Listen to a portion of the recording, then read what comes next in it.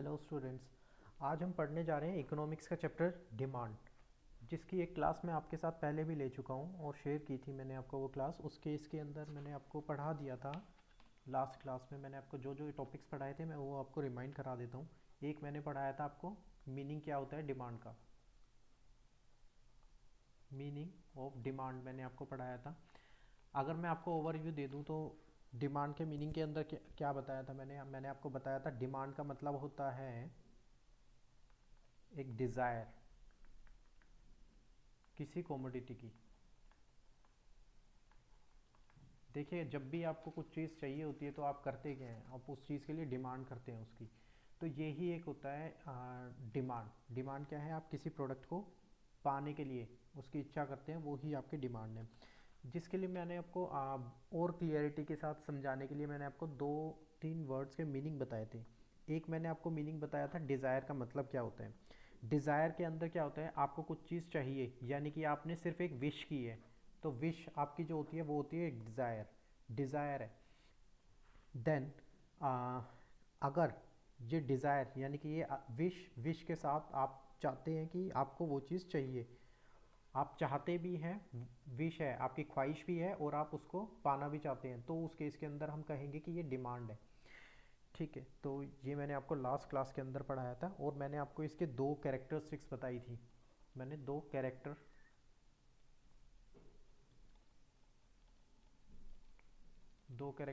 बताई थी। एक मैंने आपको बताई थी कि डिमांड जो है वो डिफाइन की जाती है विद रेफरेंस टू प्राइस।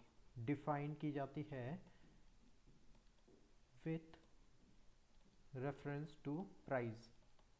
एक चीज़ ये मैंने आपको बताई थी, यानी कि अगर आपका जो प्राइस है किसी भी क्वांटिटी का वो बढ़ जाएगा तो आपकी डिमांड कम हो जाती है। यानी कि अगर मैं आपको एग्जांपल दूं तो एग्जांपल में ये कहूँगा कि अगर एक आइसक्रीम, आपको आइसक्रीम अगर पसंद है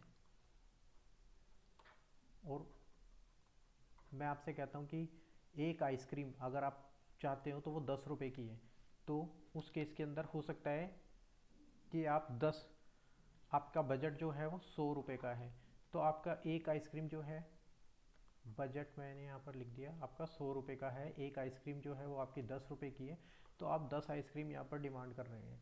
लेकिन अगर यहाँ पर प्राइस कम हो जाता है तो आप आइसक्रीम जो है वो ज़्यादा डिमांड करेंगे, वो 20 आइसक्रीम डिमांड करेंगे। और सिमिलरली अगर यहाँ पर प्राइस बढ़ जाता है, मान लो 20 हो गया, तो आप यहाँ पर क्या करेंगे, आप जो डिमांड करेंगे वो कम करेंगे। इसलिए ये कैरेक्टरिस्टिक्स डिमांड की हमारी यही कैरेक्टरिस्टिक्स है कि वो चेंज हो जाती है with reference to a price. ठीक है, वो डिफाइन होती है, डिफाइन होगी with reference to a price. दूसरी कैरेक्टरिस्टिक्स की अगर हम बात करते हैं तो इसकी दूसरी कैरेक्टरिस्टिक्स मैंने आपको बताई थी कि डिमांड जो है वो always, demand always with respect to a period of time होती है। जिसके अंदर मैंने आपको लास्ट क्लास में एग्जांपल दिया था अम्ब्रेला का। यानी कि अगर मैं अम्ब्रेला की बात करूं तो रेनी सीजन के अंदर इसकी डिमांड जो है वो ज़्यादा होगी as compare to other seasons के अंदर इसकी डिमांड जो है वो कम होगी। सिमिलरली अगर मैं आपसे बात करता हूँ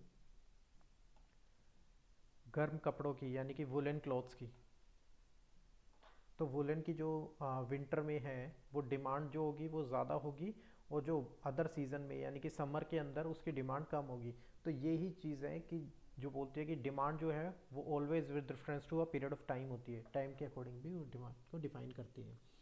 तो अब अगर मैं बात करूं डिमांड की एग्जैक्ट डेफिनेशन क्या है, अभी तक मैंने आपको डिमांड का मतलब बता दिया, मैंने आपको कैरेक्टरिस्टिक्स बता दिया। अब एग्जैक्टली बात करते हैं कि डिमांड होती क्या है। डिमांड मैंने आपको बताया था, डिमांड क्या होती है।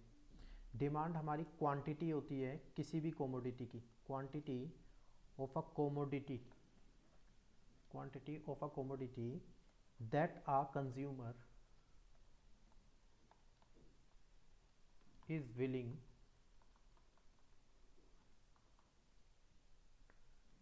and able to buy at each possible price during a period of time. देखिए डिमांड की डेफिनेशन क्या कहती है, एक पीरियड ऑफ टाइम के अंदर, यानी कि अगर मैं एक पीरियड ऑफ टाइम डिफाइन कर दूं कि एक जो भी टाइम है, टाइम मैंने सेलेक्ट कर लिया, उस टाइम के अंदर कोई भी एक कमोडिटी अगर मेरे को परचेज करनी है उसके डिफरेंट प्राइजेस पे, तो मैं कितनी, कोई भी एक कंज्यूमर कितनी चाहता है उसे बाय करना और कितनी बाय कर सकता है, उस चीज़ को हम कहते हैं डिमांड। यानी कि डिमांड क्या हो गई, क्वांटिटी किसी भी कमोडिटी की जो कि एक कंज्यूमर चाहता भी है और उसको बाय भी कर सकता है अलग अलग वेरियस प्राइसेस पे एक पीरियड ऑफ टाइम के अंदर, वो होती है हमारी डिमांड। डिमांड जो होती है वो हो सकती है दो दो लेवल पे हम इसकी बात कर सकते हैं डिमांड की। एक हो सकता है कि डिमांड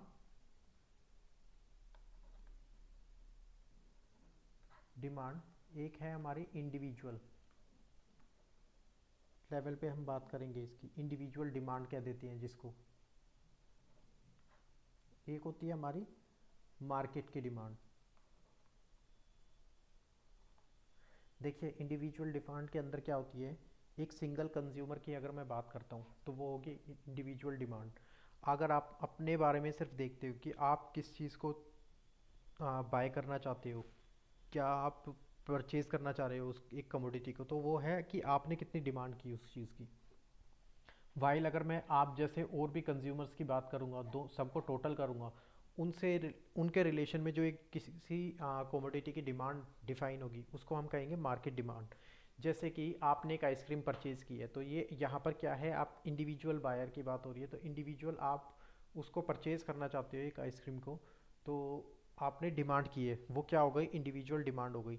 जैसे आपके जैसे और भी लोगों ने यहाँ पर डिमांड की होगी आइसक्रीम की, तो उन सब की डिमांड्स को हम टोटल कर देंगे तो वो हो जाएगी मार्केट की डिमांड। अब देखिए क्या होता है, कुछ फैक्टर्स होते हैं जिसके वजह से मेरी डिमांड अफेक्ट होती है। हो सकता है डिमांड जिससे मेरी बढ़ जाए या डिमांड घट जाए, ये भी मैंने आपको लास्ट क्लास में बताया था, जिस उनको हम क्या कहते हैं, डिटरमिनेंट्स, उसको हम कहते हैं डिटरमिनेंट्स। किस चीज़ के डिटर्मिनेंट्स हैं, डिमांड के। अब देखिए हम जो भी डिमांड के रेस्पेक्ट में हम बात कर रहे हैं वो इंडिविजुअल डिमांड के रेस्पेक्ट में बात करेंगे, एंड देन उसको हम बात करेंगे मार्केट डिमांड के एस्पेक्ट में। तो यहाँ पर मैंने आपको डिटर्मिनेंट्स लास्ट क्लास में बताए थे कि एक होता है प्राइस ऑफ कॉमोडिटी। अगर किसी कॉमोडिटी का प्राइस,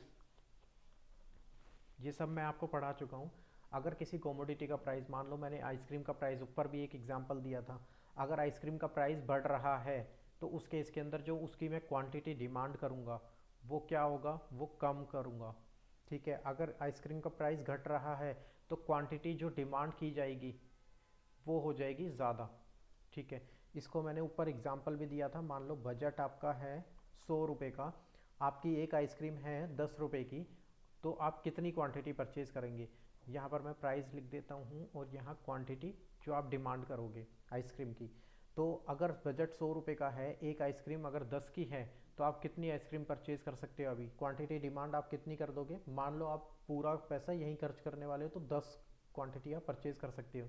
सिमिलरली जैसे ही उसका प्राइस बढ़ जाएगा तो मैंने डिमांड कम कर दूंगा, क्योंकि 100 रुपये में सिर्फ 5 आएगी, फिर 20 की अगर हो गई तो। और सिमिलरली अगर मान लो मेरा प्राइस घट जाता है तो उस केस के अंदर मेरी डिमांड बढ़ गई है। तो आप इस चीज़ से रिलेट कर सकते हैं कि किसी भी एक कमोडिटी का प्राइस चेंज हो रहा है तो उससे क्या मेरा इम्पैक्ट आता है डिमांड पे। ठीक है, ये मैंने आपको लास्ट क्लास में एग्जांपल भी दिया था। देन दूसरा फैक्टर मैंने आपको बताया था प्राइस किसी रिलेटेड गुड्स का, प्राइस ऑफ रिलेटेड गुड्स का। तो देखो रिलेटेड गुड्स का प्राइस से कैसे मेरे डिमांड पे अफेक्ट जाएगा, उसे समझाने से पहले मैं आपको बता देता हूँ जो मेरे रिलेटेड गुड्स होते हैं। जो रिलेटेड गुड्स हैं वो दो तरह के हो सकते हैं।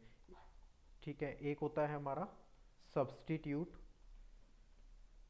गुड्स और दूसरे होते हैं हमारे कॉम्प्लीमेंट्री।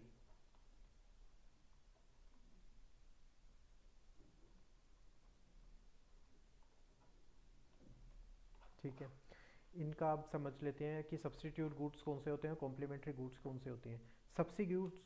सब्स्टिट्यूट जो गुड्स हैं, इसके नाम से ही पता लग रहा है, वो गुड्स हैं जो अगर एक गुड्स से काम नहीं बनेगा तो दूसरी गुड्स को हम यूज़ करेंगे तो मेरा काम सोल्व हो जाएगा, जो मेरी प्रॉब्लम है वो सोल्व हो जाएगी। ठीक है, तो इस तरह के गुड्स होते हैं सब्स्टिट्यूट गुड्स। इसके मैं एग्जांपल दे देता हूँ। मान लो आपको बेवरेजेस पीनी है तो, या आपको मान लो चाय पीनी है। अगर चाय नहीं है आपके पास तो आपके पास अगर कॉफ़ी है तो उससे आपका काम चल जाएगा। ठीक है, दूसरा मैं एग्जांपल दे देता हूँ। अगर मान लो कोल्ड ड्रिंक लेने गए हो, आप कोका कोला पीना चाहते हो, कोक नहीं है, तो उस केस के अंदर आप बोलोगे कि भाई पेप्सी से काम चल जाएगा। तो ये क्या है कि अगर एक गुड से काम नहीं हुआ तो दूसरे से काम हो जाएगा। इन गुड्स को कहते हैं हम सब्स्टिट्यूट गुड्स। जबकि जो कॉम्प्लीमेंट्री गुड्स होते हैं, कॉम्प्लीमेंट्री गुड्स क्या होते हैं, जो कि एक दूसरे के साथ यूज़ किए जाती हैं। ठीक है, ऐसे गुड्स होते हैं जो एक दूसरे के साथ यूज़ किए जाते हैं, उनको कहते हैं कॉम्प्लीमेंट्री गुड्स। जैसे कि चाय के साथ शुगर, ठीक है, चाय पत्ती में शुगर डालना। ठीक है, पेन, पेन के साथ क्या मेरे को इंक की ज़रूरत पड़ती है, वो एक दूसरे के साथ यूज़ करते हैं। कार के साथ पेट्रोल। ठीक है, ये दो तरह के गुड्स मैंने आपको बता दिए हैं। मैं उम्मीद करता हूँ आपको ये दोनों समझ आ गए होंगे कि प्राइस मतलब सब्स्टिट्यूट गुड्स क्या होते हैं और कॉम्प्लीमेंट्री गुड्स क्या होते हैं। अब आगे इनका रिलेशन समझ लेते हैं, कैसे ये मेरी डिमांड को अफेक्ट करते हैं। तो सबसे पहले पढ़ते हैं हम सब्स्टिट्यूट गुड्स के बारे में।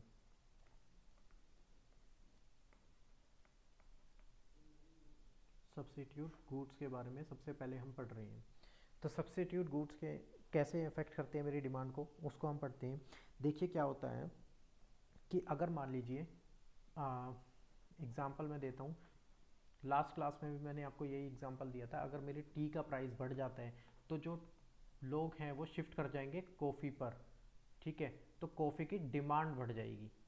कॉफ़ी की डिमांड जो है वो बढ़ जाएगी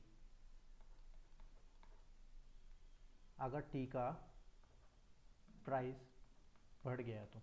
ऐसा क्यों हो रहा है, देख लीजिए। मान लो एग्जांपल है मेरा सब्स्टिट्यूट गुड्स। मैंने आपको क्या बताया था कि अगर इससे काम नहीं बनेगा तो दूसरी गुड से काम बन जाएगा। अगर मान लो मेरे को चाय पीता हूँ, मैं चाय परचेज करके लेके आता हूँ और चाय का प्राइस बढ़ गया, तो अब मैं क्या देखूंगा कि यार अगर चाय का प्राइस बढ़ गया तो अब मैं कॉफ़ी भी तो पी सकता हूँ। जो कॉफ़ी का प्राइस तो सेम है ना, मैं कॉफ़ी का प्राइस तो सेम है ना, ये कांस्टेंट है, इसमें कोई चेंज नहीं हुआ है। तो उस केस के अंदर मैं कॉफ़ी पे शिफ्ट कर जाऊंगा, मैं क्यों पैसे और खर्च करूंगा। तो यही वजह है जिससे कि अगर सब्स्टिट्यूट गुड्स के अंदर सब्स्टिट्यूट गुड्स से कैसे मेरी डिमांड अफेक्ट होती है। यानी कि हुआ क्या है यहाँ पर, अगर हम ध्यान से देखें तो ये हुआ क्या है कि जैसे ही मेरे सब्स्टिट्यूट गुड्स का प्राइस बढ़ता है वैसे ही मेरे दूसरे गुड्स की डिमांड बढ़ जाती है। यानी कि यहाँ पर क्या है, सेम रिलेशन चल रहा है यहाँ पर।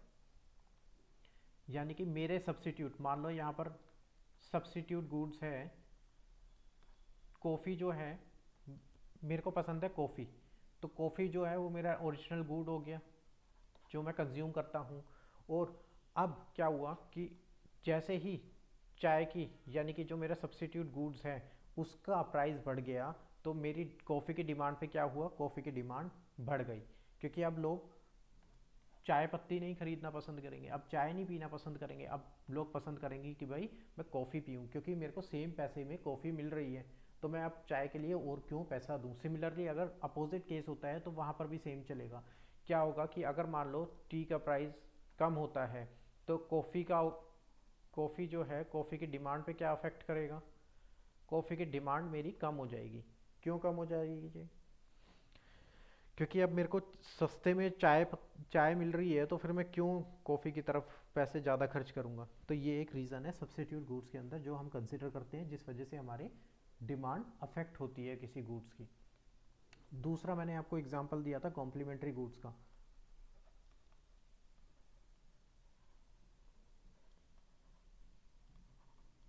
कॉम्प्लीमेंट्री गुड्स के अंदर क्या था, कॉम्प्लीमेंट्री गुड्स के अंदर ये था कि भाई अगर एक कॉमोडिटी, मेरे जो कॉम्प्लीमेंट्री गुड्स हैं उसका प्राइस अगर बढ़ जाएगा तो जो मेरे ओरिजिनल कमोडिटी है उसकी डिमांड भी कम हो जाएगी।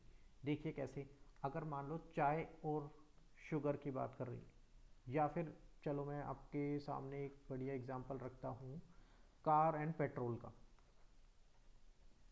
ठीक है, अगर मान लो मेरा पेट्रोल बढ़ जाएगा, पेट्रोल का प्राइस बढ़ जाएगा, पेट्रोल का प्राइस अगर मान लो मेरा बढ़ गया, तो अब जो कार है ना, कार की डिमांड, पेट्रोल प्राइस अगर बढ़ गया तो कार की जो डिमांड है वो ऑटोमेटिकली क्या होगी, कम हो जाएगी। ऐसा क्यों होगा? क्योंकि भाई अगर मेरा पेट्रोल महंगा है तो मेरे को कार भी ऑलमोस्ट देखा जाए तो महंगी ही पड़ेगी। कैसे महंगी पड़ेगी? कार को पेट्रोल के साथ ही तो यूज़ किया जाएगा, पेट्रोल तो कंसीडर करूंगा ही ना मैं। जब कार चलाऊंगा तो पेट्रोल तो डाल के तब चलाऊंगा ना। तो अगर पेट्रोल का प्राइस बढ़ गया तो मेरी कार की डिमांड जो है इस वजह से कम हो रही है। सिमिलरली अगर मैं अपोजिट चीज़ देखूं कि अगर मेरा पेट्रोल का प्राइस कम हो गया तो जो कार की डिमांड है ना वो बढ़ जाएगी। अब लोग सोचेंगे कि मैं कार परचेज कर लेता हूँ क्योंकि पेट्रोल सस्ता है। ठीक है, ये होता है कॉम्प्लीमेंट्री गुड्स। तो आपको यहाँ से समझ आया होगा कैसे मेरे कॉम्प्लीमेंट्री गुड्स के वजह से, कॉम्प्लीमेंट्री गुड्स क्या है यहाँ पर, कार के लिए कॉम्प्लीमेंट्री गुड्स क्या हो गया, पेट्रोल। तो कैसे मेरे पेट्रोल के प्राइस ने मेरी डिमांड, कार की डिमांड को अफेक्ट करा है, ये आप यहाँ पर समझ गए होंगे।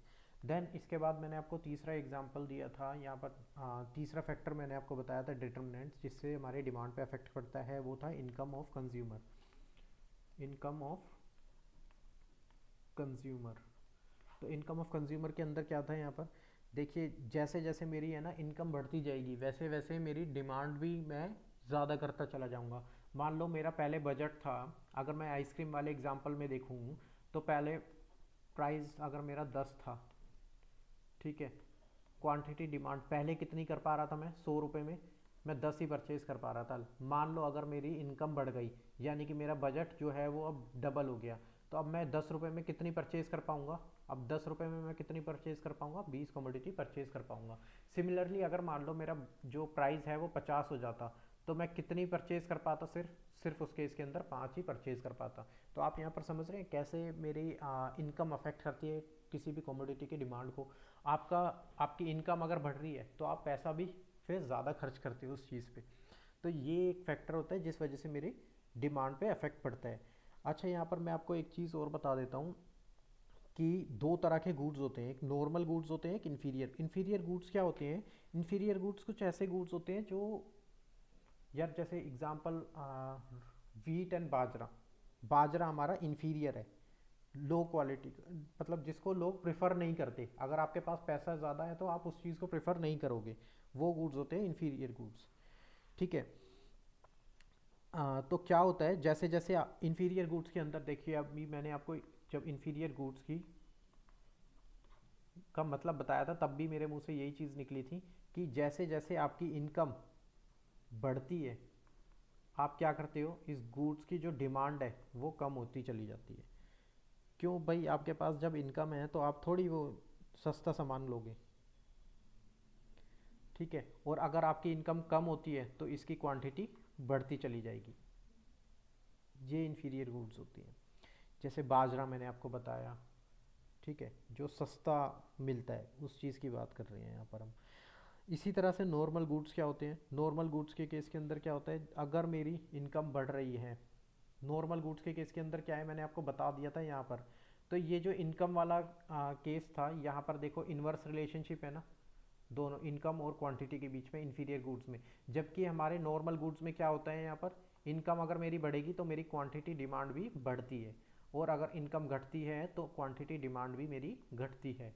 तो ये चीज़ यहाँ से आपको समझ आ गई होगी। देन एक और फैक्टर है यहाँ पर, फोर्थ फैक्टर है मेरा tastes and preferences. Tastes and preferences, ठीक है। तो टेस्टीज एंड प्रेफरेंसेस के अंदर क्या है जी, यहाँ पर होता है कि देखिए जो मेरी डिमांड है ना वो कंज्यूमर के टेस्ट और प्रेफरेंस से भी अफेक्ट होती है। कैसे अफेक्ट होती है वो, उसका भी एग्जांपल देख लेती है। देखिए आपको अगर कुछ चीज़ पसंद है, या मान लो आप अगर ड्रेस की भी बात करें, अगर कोई चीज़ फैशन के अंदर है, कुछ चीज़ फैशन में है, तो उस केस के अंदर आप क्या डिमांड क्या करोगे, उसकी ज़्यादा करोगे। या फिर आपको मान लो कोई चीज़ टेस्ट किसी चीज़ का अच्छा लगता है, मान लो मैगी जो आई है, नया मैगी ने नूडल लॉन्च किया है, तो उस केस के अंदर आपको उसका टेस्ट बढ़िया लग गया तो आप क्या करोगे, उसकी क्वांटिटी डिमांड जो है वो बहुत ज़्यादा करोगे एज़ कम्पेयर टू अर्लियर्स। तो ये एक चीज़ होती है कि भाई, और अगर आपको कोई चीज़ पसंद नहीं है, आपको पसंद नहीं है, आप आपको उसका टेस्ट और आपको उसका प्रेफरेंसेस अच्छा नहीं लगता है, तो उस केस के अंदर आप क्वांटिटी डिमांड क्या करोगे, उसकी कम करोगे। तो ये एक सिंपल सा फंडा है इस चीज़ के ऊपर। ठीक है, देन एक और पॉइंट था इसमें, एक और फैक्टर था, ये कहता है कि एक्सपेक्टेड चेंज। देखो यहाँ पर क्या है कि इमीडिएट कुछ भी चेंज नहीं हो रहा, यहाँ पर एक्सपेक्टेड चेंज है। Expected change in price, price में चेंज हो रहा है। कब चेंज हो रहा है, लेकिन अभी नहीं हो रहा, फ्यूचर में चेंज होगा। मान लो अगर कोई भी कमोडिटी है, आपको वो परचेज करनी है, आपको पता है कि उसका प्राइस जो है फ्यूचर में वो बढ़ जाएगा। मान लो अभी आपका जो है ना बजट, एग्जाम्पल मैं वही आइसक्रीम वाला ही लेके चलता हूँ, अभी 100 रुपये आपका बजट है। प्राइस आपका अभी, मैं एक कमोडिटी का मान लो यहाँ पर 10 रुपये है, जो नॉर्मल प्राइस है, अभी चल रहे हैं नॉर्मल प्राइस। तो आपने यहाँ पर क्वांटिटी डिमांडेड मान लो 10 कर ली। आपको पता है कि फ्यूचर के अंदर, यानी कि नियर फ्यूचर के अंदर, मान लो कुछ टाइम के अंदर उसका प्राइस जो है वो बढ़ जाएगा या 20 हो जाएगा। तो उस केस के अंदर तब क्या होगा, अगर नॉर्मल रूल हमने क्या पढ़ा था कि अगर प्राइस मेरा बढ़ता है तो क्वांटिटी कम हो जाएगी। लेकिन आप एक बात बताओ, आज थोड़ी प्राइस कम हो गया, प्राइस तो फ्यूचर में कम होगा ना इसका। तो आज क्या इम्पैक्ट पड़ेगा, आज इम्पैक्ट ये पड़ेगा कि मेरे को पता है कि फ्यूचर में बढ़ेगा, तो आज मैं क्वांटिटी डिमांड उसकी ज़्यादा करूँगा, आज मैं उसको ज़्यादा से ज़्यादा परचेज़ करना पसंद करूँगा, जिससे कि मैं उसको फ्यूचर के लिए भी परचेज करके रख सकूँ। और ये चीज़ आप रिलेट करिए अपने आप से, कि अगर आपके सामने ये सिचुएशन होती है तो आप क्या करते हैं। आप नॉर्मल अपने डे टू डे लाइफ को अगर लिंक कर दोगे इस इकोनॉमिक्स से, तो आपको अच्छे से समझ आ जाएगा, ये डिमांड का चैप्टर भी बहुत अच्छे से समझ आएगा आपको। ठीक है, तो अभी यहाँ पर मैंने आपको ये बता दिया कि वो कौन से फैक्टर हैं जिसकी वजह से किसी एक इंडिविजुअल की, यानी कि आपकी डिमांड, आप किसी कमोडिटी की डिमांड अगर करते हैं तो उस पर कैसे कैसे किन फैक्टर्स की वजह से इन्फ्लुएंस जाता है। अच्छा, यहाँ पर एक और नया टॉपिक था जिस केस के अंदर जो मैंने आपको बताया था, एक था चेंज इन क्वांटिटी डिमांडेड और चेंज इन डिमांड। तो चेंज इन क्वांटिटी डिमांडेड और चेंज इन डिमांड का मैंने आपको सिर्फ एक सिंपल सा फ़र्क बताया था कि भाई जब भी मेरे एक कमोडिटी के प्राइस के वजह से कोई चेंज आता है उसकी डिमांड में, तो उसको हम कहते हैं क्वांटिटी डिमांड के अंदर चेंज हो गया। सिमिलरली अगर मैं कहता हूँ कि उसके अलावा, प्राइस के अलावा, अगर उस फैक्टर, एक कमोडिटी, मान लो कोई भी कमोडिटी एक्स है, उसके प्राइस के अलावा कोई और फैक्टर के वजह से उसकी डिमांड में चेंज आ रहा है, तो उसको हम कहेंगे चेंज इन डिमांड। ठीक है, आप देखिए यहाँ पर मैंने अभी आपको ऊपर जो मार्केट डिटर्मिनेंट्स बताए थे, डिटर्मिनेंट्स, अभी तक मैंने आपको जो फैक्टर्स पढ़ा रहा था वो क्या थे, वो डिटर्मिनेंट्स ही तो थे, डिटर्मिनेंट्स या फैक्टर्स, फैक्टर्स जिसके वजह से मेरी डिमांड चेंज हो रही थी। मैंने वो आपको कौन से बताए थे, वो मैंने आपको बताए थे इंडिविजुअल डिमांड के। ठीक है, अब यहाँ पर क्या है कि इंडिविजुअल के अलावा भी, मैंने बोला था कि दो एस्पेक्ट में हम पढ़ेंगे, इंडिविजुअल देन मार्केट। तो इंडिविजुअल वाले हैं, उन्हीं से ही तो मेरी मार्केट की डिमांड बढ़ती है, डिमांड बनती है। ठीक है, तो जो भी फैक्टर्स हमने ऊपर पढ़े थे ना, वो मार्केट डिमांड के अंदर एज इट इज़ उठकर आ जाएंगे, उसके वजह से मेरी मार्केट की भी डिमांड भी इम्पैक्ट कर रही होगी उन सभी फैक्टर्स की वजह से। लेकिन उसके अलावा भी है ना, जब मैं मार्केट की बात करता हूँ तो 3 फैक्टर्स और एडिशनल आ जाते हैं जो मेरे मार्केट की डिमांड को इम्पैक्ट कर सकते हैं। तो वो कौन कौन से फैक्टर्स हैं, वो हैं एक size and composition. Size and composition, किस चीज़ का size and composition, of population, यानी कि जो आपकी पॉपुलेशन है, जो भी टारगेटेड पॉपुलेशन है, उसका साइज़ क्या है और उसका कॉम्पोजिशन क्या है। फॉर एग्जांपल अगर मैं यहाँ पर लेता हूँ कि अगर मान लो आपकी जो जो टारगेटेड पॉपुलेशंस है, वो टारगेटेड पॉपुलेशन कौन है, वुमेन्स है। अगर आपकी टारगेटेड पॉपुलेशन वुमेन्स है, तो जो आर्टिकल प्रोड्यूस हो रहे हैं वुमेन्स के लिए, यानी कि नेल पेंट्स अगर मैं बात करूँ, ठीक है, और लिपस्टिक्स की बात करूँ, इसके अलावा अगर मैं बात करता हूँ साड़ीज़ की बात करूँ, तो इन सब चीज़ों की डिमांड जो है वो बहुत ज़्यादा होगी, इन सब की क्वांटिटी डिमांड जो है वो ज़्यादा होगी as compare to other market जहाँ पर वुमेन्स नहीं है। तो यानी कि क्या है, इन कमोडिटीज़ की प्राइस डिमांड क्या होगी, यहाँ पर डिमांड इनकी ज़्यादा होगी। क्यों, क्योंकि मेरी जो टारगेट पॉपुलेशन है, ये जो उसमें कौन ज़्यादा है, उसमें वुमेन्स ज़्यादा है। ठीक है, जो भी एक पॉपुलेशन का कंपोजिशन है उसमें वुमेन्स ज़्यादा है, तो इस वजह से यहाँ पर उनकी डिमांड ज़्यादा होगी। फॉर एग्जांपल चलो मैं एक और दूसरा एग्जांपल भी आपको देता हूँ। मान लो अगर मैं बाइक की बात करूँ, ठीक है, मोटर व्हीकल्स की बात करूँ, तो उस केस के अंदर क्या है, अगर मान लो इंडिया की बात करते हैं, इंडिया के अंदर क्या है, अगर यंग पॉपुलेशन पॉपुलेशन ज़्यादा है, ठीक है, तो उस केस के अंदर वो किस टाइप की बाइक परचेज करना पसंद करेंगे।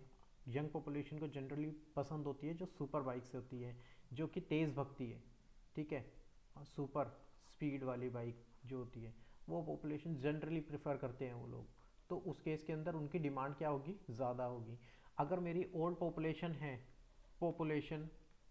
है किसी भी एक कंट्री के अंदर, इंडिया की नहीं, चलो मैं चाइना की बात कर लेता हूँ जहाँ ओल्ड पॉपुलेशन, या फिर जापान की बात कर लेता हूँ जहाँ पर ओल्ड पॉपुलेशन ज़्यादा है, तो उस केस के अंदर वहाँ पर जो सुपर स्पीड वाली है उनकी डिमांड जो है वो कम होगी एज़ कम्पेयर टू इंडिया। ये एक फ़र्क है, ये एक मेरी पॉपुलेशन का फ़र्क है कि भाई कैसी है मेरी पॉपुलेशन, यंग है, ओल्ड है, कौन उसके अंदर ज़्यादा है, मेल्स ज़्यादा हैं, वुमेन्स ज़्यादा हैं, तो इन सब चीज़ों पे इम्पेक्ट करती है मेरी मार्केट की डिमांड। देन दूसरा एक और फैक्टर्स है जो कि मार्केट डिमांड के अंदर कंसिडर किया जाता है, जिससे इम्पैक्ट होती है मेरी मार्केट की डिमांड, वो है सीजन एंड वेदर।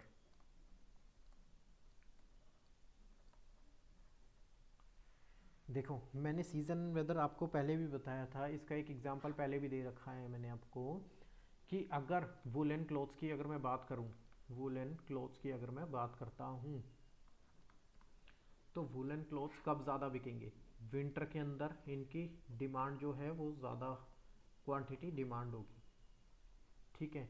अगर एज़ कंपेयर टू समर की अगर मैं बात करूं, तो यहाँ पर क्वांटिटी डिमांड जो है वो बहुत कम होगी एज़ कंपेयर टू विंटर के अंदर जो वुलन क्लॉथ्स की डिमांड ज़्यादा है। तो ये एक फ़र्क होता है, ये छोटे छोटे फ़र्क है जिसके वजह से मेरी मार्केट की डिमांड पे इम्पैक्ट जाएगा, ठीक है। सीजन एंड वेदर से मैंने आपको समझा दिया। देन इसके बाद क्या होता है, डिस्ट्रीब्यूशन ऑफ इनकम। डिस्ट्रीब्यूशन के अंदर डिस्ट्रीब्यूशन ऑफ इनकम, देखिए सिंपल सी बात मैं आपको बताता हूँ कि जो आपको कंसिडर करनी है। डिस्ट्रीब्यूशन ऑफ इनकम के अंदर मैं क्या बोलता हूँ, मान लो कोई भी एक कंट्री है, कोई भी एक कंट्री है, वहाँ पर जो उसकी पॉपुलेशन है वो वहाँ पर रिच पीपल ज़्यादा हैं, तो उस केस के अंदर जो आपकी डिमांड होगी रिच, जो एक्सपेंसिव लग्जरी आइटम्स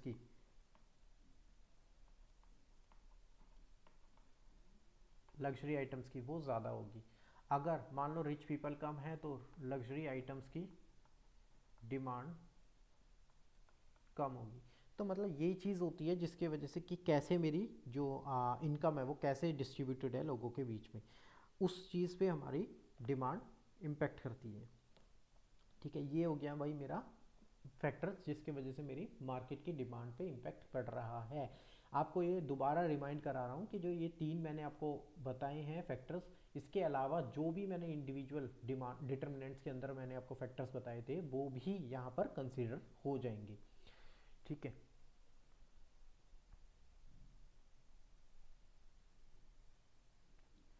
सो अब नेक्स्ट टॉपिक जो हम कर रहे हैं वो है डिमांड फंक्शन। ये भी मैंने आपको लास्ट क्लास में बताया था, डिमांड फंक्शन।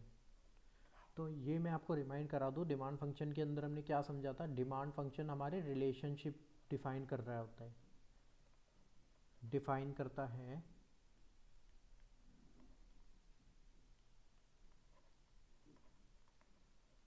किस चीज़ के बीच में, क्वांटिटी डिमांडेड, किसी भी कमोडिटी की जो भी क्वांटिटी डिमांडेड है उसमें, और फैक्टर्स में, फैक्टर्स जो इन्फ्लुएंस कर रहे हैं डिमांड को, ठीक है। तो किस चीज़ की रिलेशनशिप ये डिफाइन करता है, ये रिलेशनशिप डिफाइन कर रहा है दो चीज़ों के बीच में, किसकी, क्वांटिटी डिमांडेड और वो फैक्टर्स जो इन्फ्लुएंस कर रहे हैं डिमांड को, ठीक है। तो इसको भी हम अगेन वही चीज़ कह सकता हूँ कि दो एस्पेक्ट में देख सकते हैं, एक इंडिविजुअल डिमांड के एस्पेक्ट में और एक मार्केट डिमांड के एस्पेक्ट के अंदर हम डिमांड फंक्शन को देख सकते हैं। अगर मैं इंडिविजुअल डिमांड के एस्पेक्ट में बात करूं तो डिमांड फंक्शन क्या हो गया, डिमांड फंक्शन हमारे रिलेशनशिप हो गई, ठीक है। डिमांड फंक्शन डी एक्स से जिसको मैं डिनोट करता हूँ वो क्या है मेरा, डी एक्स हो गई डिमांड मेरी एक कमोडिटी की, एक्स कमोडिटी की डिमांड क्या है, तो उस वो क्या होती है, वो फंक्शन होता है किसका, वो फंक्शन होगा फैक्टर्स जो हमारे इंडिविजुअल डिमांड को इम्पेक्ट कर रहे हैं। यानी कि कौन कौन से फैक्टर्स थे अभी हमने पढ़े हैं ऊपर डिटर्मिनेंट्स, वो थे प्राइस, प्राइस हमारे कोमोडिटी एक्स का, एक्स की डिमांड देख रहे हैं, उसका फंक्शन देख रहे हैं, तो वो कैसे फंक्शन है प्राइस ऑफ कोमोडिटी एक्स। इसके अलावा क्या है, प्राइस हमारे रिलेटेड गुड्स का, और क्या हमने पढ़ा था कि भाई इनकम ऑफ कंज्यूमर जो है उससे भी इम्पैक्ट पड़ता है मेरी डिमांड पे। इसके अलावा क्या टेस्ट एंड प्रेफरेंसेस हमने पढ़ा था, और हमने क्या पढ़ा था एक्सपेक्टेड फ्यूचर प्राइस जो होगा कमोडिटी का, उससे क्या हमारे इम्पैक्ट पड़ेगा डिमांड पे। तो ये चीज़ हमारा डिफाइन हो गया यहाँ पर डिमांड फंक्शन कमोडिटी एक्स का। तो इंडिविजुअल डिमांड के केस के अंदर कैसे डिफाइन होगा। सिमिलरली अगर मैं मार्केट डिमांड की बात करूँ तो ये कैसे निकाला जाएगा, डिमांड फंक्शन एक्स का मार्केट डिमांड के अंदर वो कैसे फंक्शन होगा, वो किस चीज़ का, हमारी मैंने बोला था आपको कि इंडिविजुअल जो फैक्टर्स हैं उसको भी कंसिडर करना है और प्लस मार्केट फैक्टर्स को भी यहाँ पर कंसिडर करना है। तो ये आ गया प्राइस कमोडिटी एक्स का, देन प्राइस हमारे रिलेटेड गुड्स का, और इनकम कंज्यूमर का, और टेस्ट एंड प्रेफरेंसेस क्या है हमारी, फ्यूचर प्राइजेस क्या होगा, पॉपुलेशन का साइज़, ठीक है। और इसके अलावा हमने और क्या पढ़ा था, हमारा सीज़न क्या होगा, सीज़न एंड वेदर्स, उस चीज़ पे मेरी मार्केट की डिमांड इम्पेक्ट करती है, और हमारा डिस्ट्रीब्यूशन ऑफ इनकम कैसा है कंज्यूमर्स का। तो इन चीज़ों पे मेरी मार्केट डिमांड इम्पैक्ट करती है। तो ये हो गया मेरा मार्केट डिमांड फंक्शन। ये किस चीज़ को बता रहा है, हमारा रिलेशनशिप बता रहा है मार्केट डिमांड की, और वो फैक्टर्स जो मेरी मार्केट डिमांड को इन्फ्लुएंस कर रहे हैं, ये हैं वो फैक्टर्स, ठीक है, अभी हमने पढ़े भी थे। ये हो गया मेरा मार्केट जो डिमांड फंक्शन, मैंने आपको पूरा समझा दिया है यहाँ पर। अब मैं आपको नेक्स्ट टॉपिक पे लेके जा रहा हूँ जो है demand schedule. Demand schedule, demand schedule मैंने आपको बताया था, डिमांड शेड्यूल होता क्या है, ये बस एक स्टेटमेंट है। डिमांड शेड्यूल है क्या, एक स्टेटमेंट है। स्टेटमेंट, इस स्टेटमेंट में होता क्या है, इस स्टेटमेंट में है ना आपको कुछ चीज़ें रिफ्लेक्ट कर रखी होती है। क्या क्या चीज़ें रिफ्लेक्ट होती है, प्राइस क्या है मेरे किसी गुड्स का, ठीक है, और उस प्राइस पे मेरी जो डिमांड है, क्वांटिटी डिमांड है उस कमोडिटी की कितनी होगी, ये जिस एक स्टेटमेंट में डिफाइन होता है उसको हम कहते हैं डिमांड शेड्यूल, ठीक है।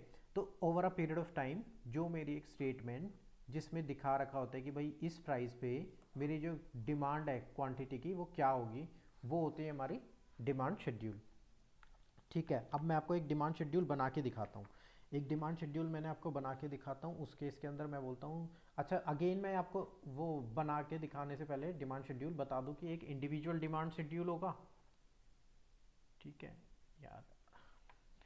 देखो इंडिविजुअल को है ना मैं आई से डिनोट कर देता हूँ, आई इंडिविजुअल डिमांड शेड्यूल होगा, और एक मार्केट डिमांड शेड्यूल होगा, I D individual demand schedule. तो अब मैं सबसे पहले आपको एक डिमांड शेड्यूल बना के दिखा रहा हूँ जो इंडिविजुअल डिमांड शेड्यूल है। देखिए अगर मेरा प्राइस किसी कमोडिटी का 5 है तो अब मैं उससे एक ही कमोडिटी परचेज कर पा रहा हूँ। अगर मान लो मेरा प्राइस कम होता चला गया तो उस केस के अंदर मैं ज़्यादा कमोडिटी परचेज कर लूँगा, ठीक है। सिमिलरली मान लो प्राइस 3 हो गया, अब मैं कितनी कमोडिटी परचेज कर लूँगा, अब मैं और थोड़ी ज़्यादा कमोडिटी यहाँ पर परचेज कर सकता हूँ, ठीक है। तो मान लो यहाँ पर 3 हो गया तो मैं 3 कमोडिटी परचेज कर सकता हूँ।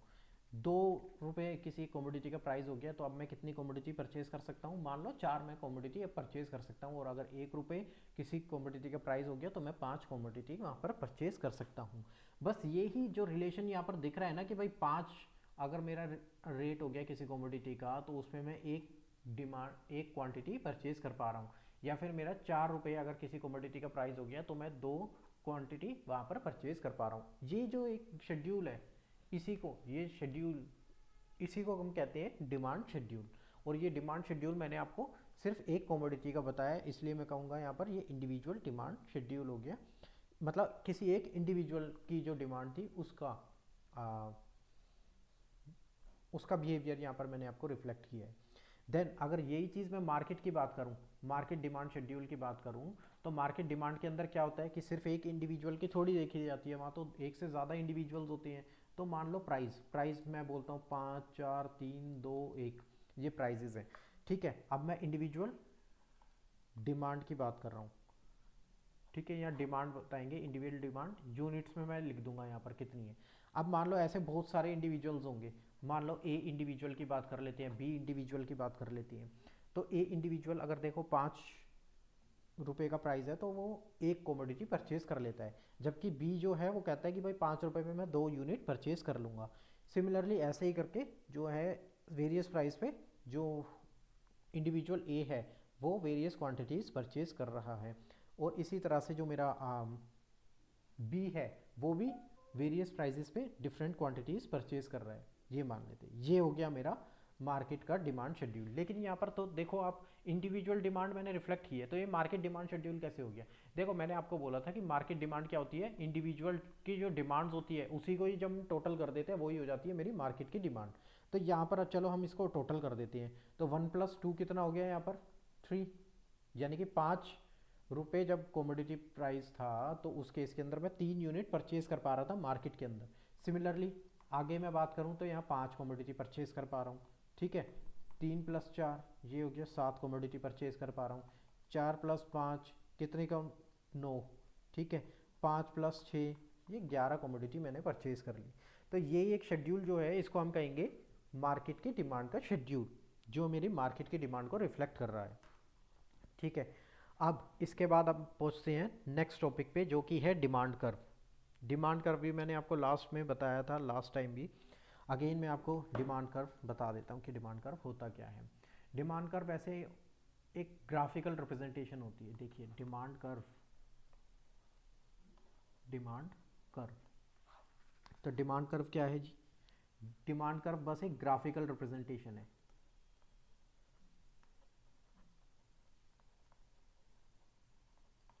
किसकी ग्राफिकल रिप्रेजेंटेशन है? डिमांड शेड्यूल की।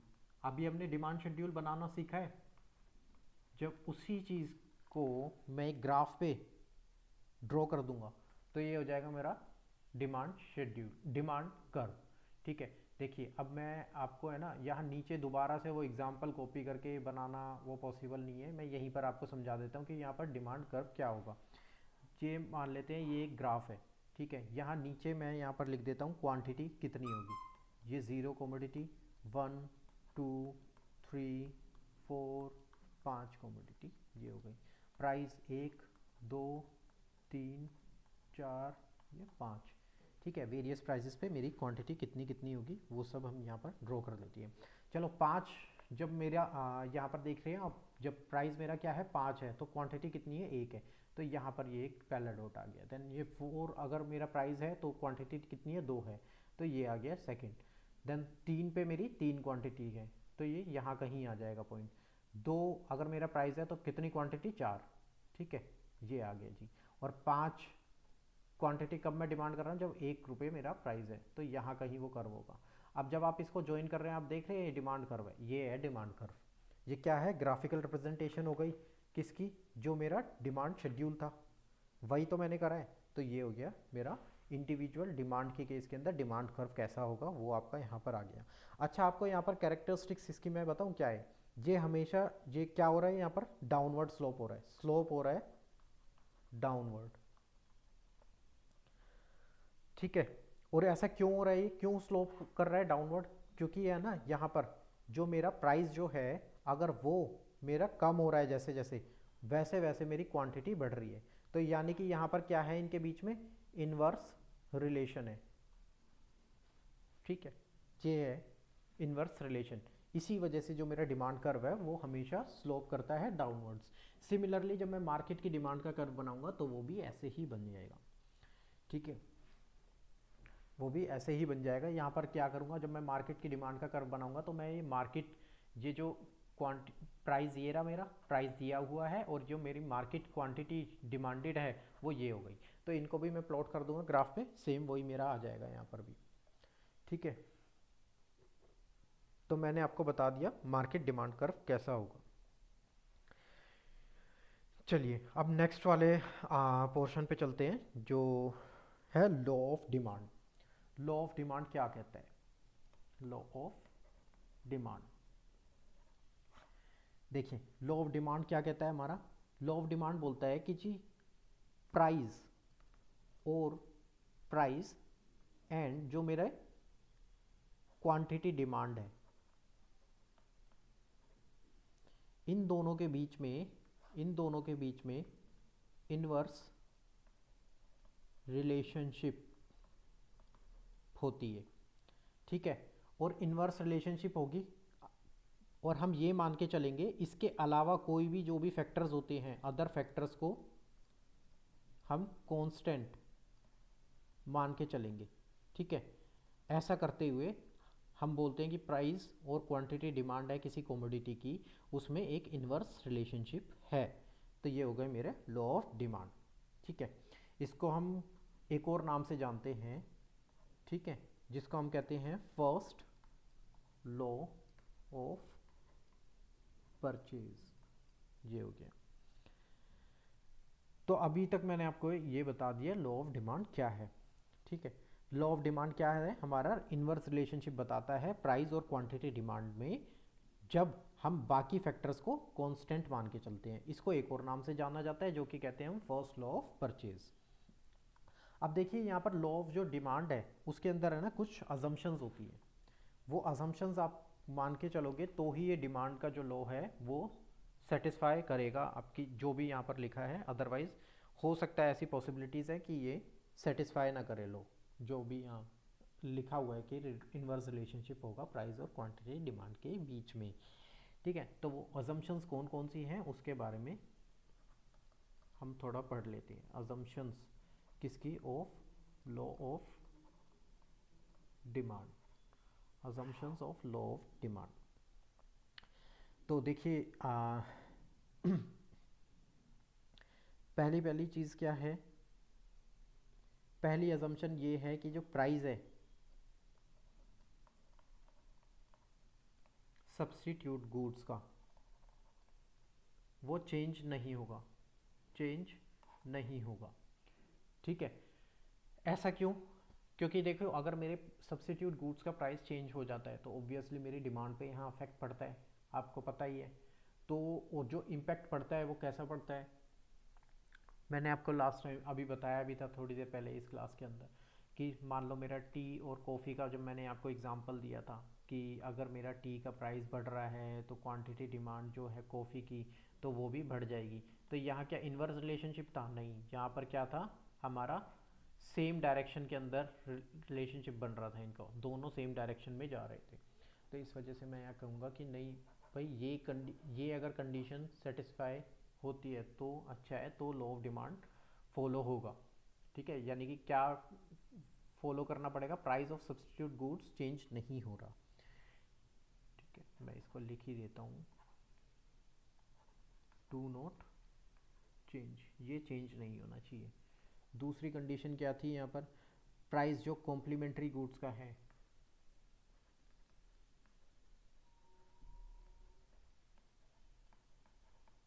कॉम्प्लीमेंट्री गुड्स का जो प्राइस है वो कांस्टेंट रहेगा, यानी कि वो भी चेंज नहीं होगा, वो भी चेंज नहीं होगा। ठीक है, देन इसके बाद और क्या चीज़ थी, मैं बोलूँगा कि भाई जो इनकम है कंज्यूमर की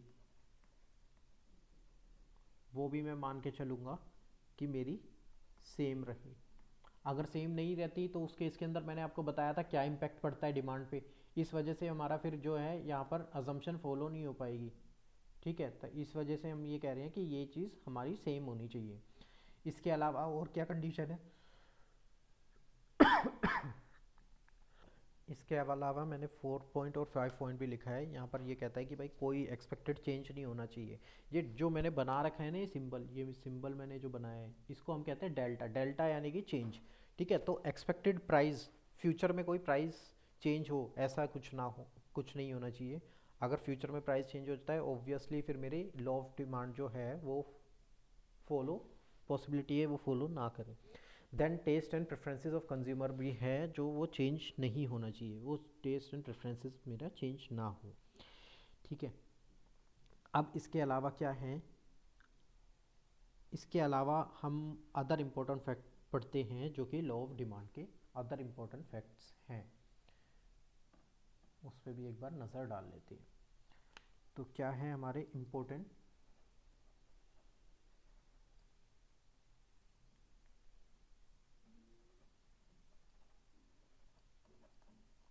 facts about law of demand. Law of demand के इंपॉर्टेंट फैक्ट्स उसके बारे में हम पढ़ रहे हैं। तो देखिए सबसे पहला पॉइंट है यहाँ पर इनवर्स रिलेशनशिप। ठीक है, इनवर्स रिलेशनशिप।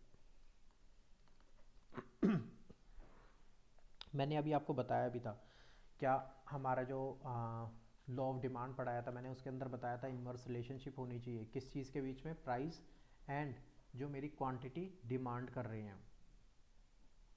ठीक है, इन दोनों के बीच में इनवर्स रिलेशनशिप होना चाहिए। ठीक है, यानी कि अगर मेरा प्राइस बढ़ेगा तो क्वांटिटी डिमांडेड जो है वो कम हो जाए, और अगर मेरी क्वांटिटी डिमांडेड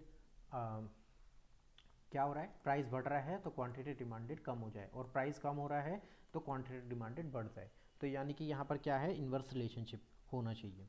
देन दूसरा पॉइंट क्या है यहाँ पर, दूसरा पॉइंट है हमारा qualitative. Qualitative and not quantitative.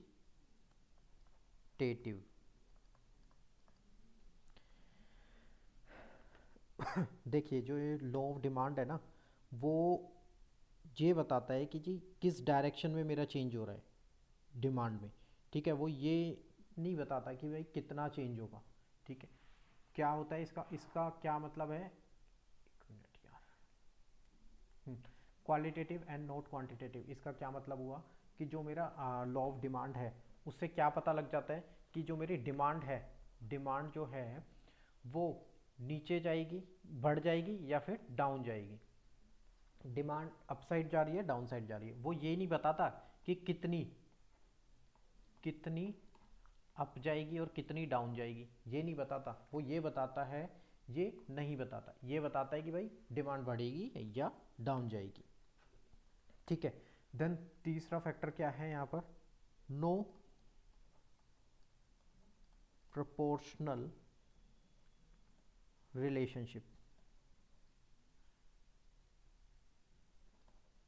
ठीक है, अच्छा यहाँ पर ये भी नहीं बताता कि कितने प्रोपोर्शन से मेरा डिमांड बढ़ेगी या कितने प्रोपोर्शन से मेरी डिमांड घटेगी।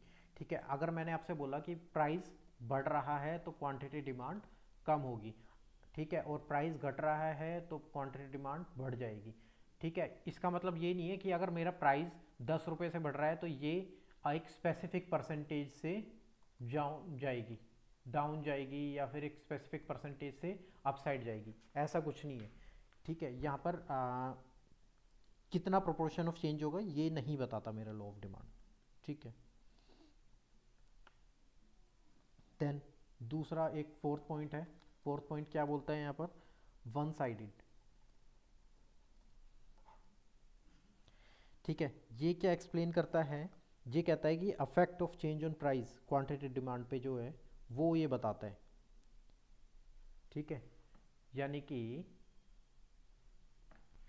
देखो वन साइडेड का मतलब जो है ना, यहाँ पर वन साइडेड का मतलब, वन साइडेड का मतलब, एक मिनट यार, वन साइडेड का मतलब है कि मेरा प्राइस जो चेंज हो रहा है उसके वजह से जो भी क्वांटिटी डिमांड में चेंज हो रहा है, हम ऐसे ही तो बात कर रहे हैं बार बार, ये थोड़ी बोल रहा हूँ मैं क्वांटिटी डिमांड में जो चेंज हो रहा है आप डाउन जाएगा तो उससे प्राइस पे क्या इम्पैक्ट होगा, ऐसा नहीं बोल रहा मैं आपको। ये बोल रहा हूँ, मैं आपको ये बोल रहा हूँ प्राइस जो चेंज हो रहा है उसके वजह से क्वांटिटी डिमांड में क्या चेंज हो रहा है। ठीक है, तो ये क्या हो गया, वन साइडेड है, यानी कि प्राइस की साइड से हम क्वांटिटी पे जा रहे हैं, ना कि क्वांटिटी की डिमांड से प्राइस पे आ रहे हैं। ठीक है, तो ये वन साइडेड इसलिए कहा गया है इसको। ठीक है, नेक्स्ट पॉइंट की अब और बढ़ते हैं। नेक्स्ट पॉइंट हमारा क्या है, अच्छा इसमें 4 ही पॉइंट थे, तो ये 4 पॉइंट आपके पूरे हो गए हैं। तो ये इंपॉर्टेंट फैक्ट्स हैं हमारे लॉ ऑफ डिमांड के। अब हम नेक्स्ट पढ़ते हैं derivation of law of demand. Law of demand का डेरिवेशन पढ़ते हैं, वो हमारा नेक्स्ट टॉपिक है। तो अब हम पढ़ रहे थे derivative of law of demand. Law of demand कैसे ड्राइव किया गया है उस चीज़ के बारे में हम पढ़ रहे थे। तो देखिए लॉ ऑफ डिमांड के अंदर हमने अभी आपसे डिस्कस किया था कि लॉ ऑफ डिमांड क्या कहता है। लॉ ऑफ डिमांड कहता है कि भाई हमारी inverse relationship, law of demand में हमेशा याद रखना क्या बोलता है, इनवर्स रिलेशनशिप होगी। इनवर्स रिलेशनशिप होती है किस चीज़ के बीच में, इनवर्स रिलेशनशिप होती है प्राइस के बीच में एंड जो क्वांटिटी डिमांडेड है उन दोनों के बीच में हमारी इनवर्स रिलेशनशिप होती है। अच्छा, इसको ड्राइव करने के लिए जो बात करते हैं तो उसके हमें दो कॉन्सेप्ट जो हम ऑलरेडी पढ़ चुके हैं उसको याद करते हैं। एक था हमारा marginal utility equals to price condition, याद है आपको, हमने ये पढ़ा था इक्विलिब्रियम कंडीशंस के अंदर, सिंगल कमोडिटी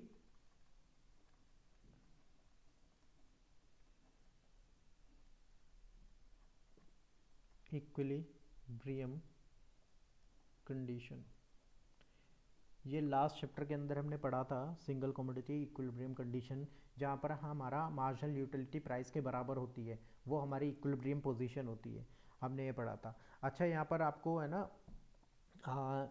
दो कंडीशन लेके चलते हैं। यहाँ मान लो कि अगर मेरा मार्जिनल यूटिलिटी प्राइस से ज़्यादा है तो उस केस के अंदर क्या होगा, मान लो एक्स कमोडिटी की जो मार्जिनल यूटिलिटी है वो एक्स कमोडिटी की जो मार्जिनल यूटिलिटी है वो उसके प्राइस से ज़्यादा है, तो उस केस के अंदर क्या होगा, जब मेरे को सेटिस्फेक्शन ज़्यादा मिल रही है, मार्जिनल यूटिलिटी क्या थी हमने पढ़ा था, सेटिस्फेक्शन, सेटिस्फेक्शन अगर मेरे को ज़्यादा मिल रही है एक प्राइस पे करने के बदले में, तो मैं क्या करूँगा, ज़्यादा से ज़्यादा परचेज़ करूँगा उस कमोडिटी को। तो यहाँ पर क्या होगा, हम मैं कब तक परचेज़ करता रहूँगा उस कमोडिटी को, जब तक मेरा प्राइस उसकी यूटिलिटी के बराबर नहीं हो जाता। और वही तो कंडीशन मेरी होती है जहाँ इक्विलिब्रियम कंडीशन होती है, जो मैं कमोडिटी बाय करूँगा। तो वही चीज़ यहाँ पर होगी, जब तक मेरा प्राइस जो मार्जिनल यूटिलिटी ज़्यादा है प्राइस से, मैं उस कमोडिटी को परचेज़ करता रहूँगा। और जब मैं ज़्यादा कंज्यूम करता रहूँगा एक एक चीज़ को, एक ही कमोडिटी को, तो मेरी यूटिलिटी कम होती चली जाती है। और जैसे जैसे यूटिलिटी कम होती चली जाती है तो एक लेवल आएगा जहाँ पर मेरा प्राइस और यूटिलिटी सेटिस्फेक्शन दोनों बराबर हो जाएगी, वो ही हमारी कंडीशन होती है, उसको हम कहते हैं M U equals to price. जहाँ ये कंडीशन हो जाएगी वो कहते हैं इक्विलिब्रियम कंडीशन। ठीक है, अगर हम अपोजिट कंडीशन की बात करते हैं तो अपोजिट कंडीशन के अंदर क्या था हमारा, अगर मान लो कि हमारा मार्जिनल यूटिलिटी कम है प्राइस से, कमोडिटी एक्स के प्राइस जो है उससे कम है, कम मेरे को यूटिलिटी मिल रही है मार्जिनल यूटिलिटी, तो उस केस के अंदर क्या होगा, तो मैं कमोडिटी को परचेज़ करना कम कर दूंगा। क्यों कम कर दूंगा, क्योंकि भाई मेरे को सेटिस्फेक्शन तो मिल नहीं रही, पैसे ज़्यादा देने पड़ रहे हैं। तो अगर ऐसे ही सिचुएशन होगी, मैं कम कंज्यूम करूंगा, तो उस केस के अंदर क्या होगा, मेरा प्राइस भी डाउन होता, मेरी जो यूटिलिटी सेटिस्फेक्शन है वो प्राइस कम होगा, और मैं कम कंज्यूम करूंगा, उस वजह से यूटिलिटी मेरी अगेन एक लेवल आएगा जहाँ पर प्राइस और मेरा मार्जिनल यूटिलिटी बराबर हो जाएगी, और वो हमारा लेवल होगा कंज्यूमर इक्विलिब्रियम का। ठीक है, तो यहाँ पर भी वही चीज़ थी। अब एक और दूसरी चीज़ हमने पढ़ी थी, law of equal marginal utility. Law of equal marginal utility ये क्या है, दो कमोडिटी थी जहाँ पर हम इक्विलिब्रियम देख रहे थे, उस कंडीशन में क्या होता है, हमारा मार्जिनल यूटिलिटी जो एक एक्स कमोडिटी से है और उसका प्राइस जो है वो बराबर होते हैं। अब ये देखो, यहाँ एक्स कमोडिटी है, वाई कमोडिटी है, मार्जिनल यूटिलिटी जो है एक दो कमोडिटी को मैं कुछ इस हिसाब से कंज्यूम करता हूँ कि जो मेरा सेटिस्फेक्शन है वो मैक्सिमम आएगी। ठीक है, वो होता है हमारा कंज्यूमर इक्विलिब्रियम। तो यहाँ पर भी क्या है, अगर मान लो इस यहाँ पर भी हम ऐसे मान के चल देते हैं कि अगर मेरे कमोडिटी एक्स का प्राइस जो है, प्राइस एक्स का वो ज़्यादा है, किससे ज़्यादा है, मेरी मार्जिनल यूटिलिटी से। सेम वही चीज़ अप्लाई हो जाएगी जो इंडिविजुअल में हो रही थी सिंगल कमोडिटी में। यहाँ पर क्या होगा, मैं ज़्यादा से ज़्यादा मतलब प्राइस ज़्यादा है तो मैं कम कमोडिटी कंज्यूम करना शुरू करूँगा, तो ऐसी एक सिचुएशन आएगी जहाँ पर मेरा जो प्राइस है, जो सेटिस्फेक्शन है और प्राइस जो है वो बराबर हो जाएगा, उसी को हम कहेंगे कंज्यूमर इक्विलिब्रियम। ठीक है, तो ये था हमारा ड्राइव, कैसे हमारा लॉ ऑफ डिमांड ड्राइव की जा रही है। ठीक है, तो यहाँ पर कैसे ड्राइव हो रही थी भाई, जैसे जैसे डिमांड किसी भी कमोडिटी की बढ़ती जाती, जैसे जैसे प्राइस बढ़ता जाता है वैसे वैसे उसकी डिमांड कम होती चली जाती है, और जैसे जैसे अगर किसी चीज़ का प्राइस कम होगा तो उसकी डिमांड बढ़ती चली जाएगी। ये था हमारा लॉ ऑफ डिमांड भी। और इसके आगे का जो टॉपिक है वो है रीज़न, क्या है लॉ ऑफ डिमांड के पीछे क्या रीज़न है, और उसके बाद हम पढ़ेंगे एक्सेप्शन। देखिए मैं लिख देता हूँ, नेक्स्ट क्लास के अंदर हम ये चीज़ सीधे रिवाइज कर, वो लास्ट टॉपिक रिवाइज करके हम ये आगे पढ़ जाएंगे। आगे हमें करना है reason of law of demand, law of demand के पीछे रीज़न क्या है, पहला टॉपिक हमें ये करना है। दूसरा हमें देखना है कि एक्सेप्शंस